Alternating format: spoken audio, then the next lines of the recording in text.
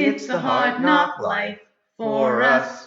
It's the hard knock life for us. Stead of treated, we get tricked. Stead of kisses, we get kicked. It's the hard knock life. In the classic American musical Annie, we see an orphan struggling with the sorrow of having been abandoned by her parents and living in a place that isn't really her home. She's living in a dumpy orphanage with a caretaker who isn't very caring. For all the children there, their longing is to finally find a true home. This temporary residence isn't where they really belong. This week, we were looking more at Matthew 9 and 10, and we see Jesus sending his disciples out with a warning. While up to this point, they've mostly been experiencing favor from people seeking miracles and healings from Jesus, Jesus tells them that in the future, they're going to experience great persecution and rejection, abandonment from friends and family, suffering and hardships. Following Jesus was not going to be all fun and comfort. One of the things we need to understand when following God is that we're living in a world that has largely rejected Him. People may like it when Jesus is giving them free stuff, but when it comes to actually following God, people typically walk away, chasing after their own desires. So as we follow God here on earth, we find we really don't fit in.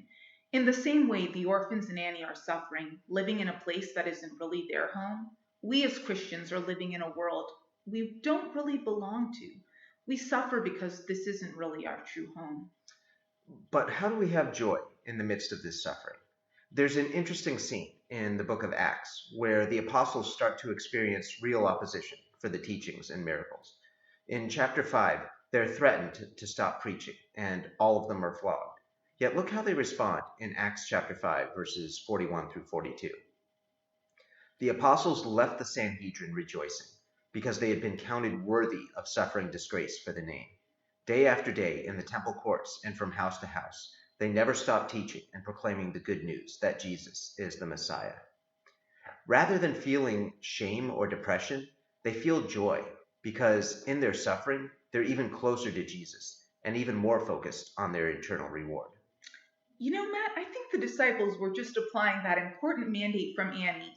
You're never fully dressed without a smile. Well, I'm not sure if that was quite the reasoning they were using at the moment, but I'm sure there's an application. There's an application in there somewhere. Indeed, God commands us to rejoice in our suffering, and the Christian hope of eternal glory allows us to do just that. 1 Peter 4:12 to 13 says, Dear friends, do not be surprised at the fiery ordeal that has come on you to test you, as though something strange were happening to you. But rejoice inasmuch as you participate in the sufferings of Christ, so that you may be overjoyed when his glory is revealed. The suffering really is doing two things. One, it's drawing us closer to Christ because we're sharing in his suffering. We know that we belong to him, and we have great confidence that he is walking through the difficulties with us. The closer we draw to Christ, the more we experience his love and his grace. There's a great line in Psalm 34, I think, about God being near to the brokenhearted. And the second thing suffering does is direct our attention even more toward our heavenly home. It reminds us that this temporary world isn't where we really belong. We're looking forward to something greater. Because your suffering has placed your focus on eternal things rather than mere temporary pleasure of this world, you finally have real and lasting hope, the kind that cannot fade.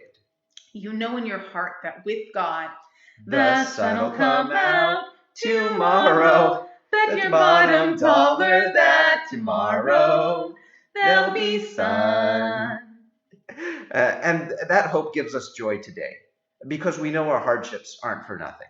So have confidence knowing Jesus went through the same things and he promises us a true home where we really belong.